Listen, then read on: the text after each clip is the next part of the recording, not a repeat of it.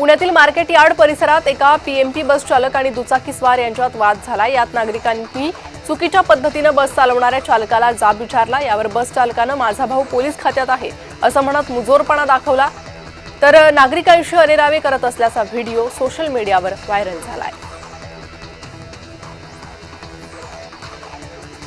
कात्रजमध्ये वाहनांची तोडफोड करणाऱ्या आरोपीच्या मुसक्या आवळल्या। आरोपींना अटक करत पोलिसांनी धिंड काढली आहे। ज्या ठिकाणी गाड्या फोडल्या त्याच ठिकाणी आरोपींना नेत पोलिसांनी आरोपींची धिंड काढली आहे।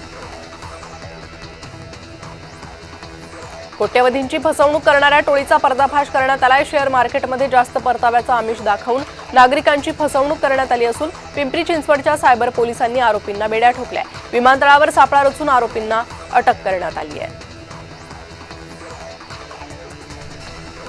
उत्तर पुणे जिल्ह्यात आता बिबट्यानंतर भरदिवसा तरसाचा मुक्त संचार पाहायला मिळतोय। शेतकऱ्यांमध्ये भीतीचं वातावरण आहे।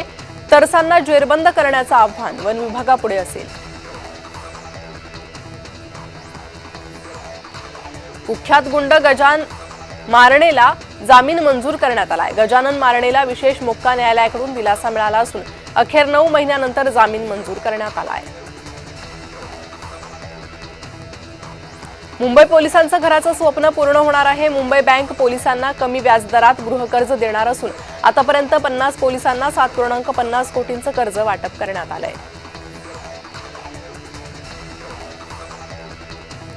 राजेश अग्रवाल राज्याचे नवे मुख्य सचिव आहेत। विद्यमान मुख्य सचिव राजेश कुमार 30 नोव्हेंबरला सेवानिवृत्त होणार असून अग्रवाल रविवारी पदभार स्वीकारणार आहेत। नाशिकच्या तपोवनातील एकही झाड तोडणार नाही। झाड तोडण्याचा कुठलाही निर्णय अद्याप झाला नाही असं वक्तव्य नाशिक मनपा आयुक्त मनीषा खत्री यांनी केलंय। विधिमंडळ कामकाज सल्लागार समितीची बैठक पुढे ढकलली आहे। 1 डिसेंबरला होणारी बैठक 3 डिसेंबरला होणार आहे।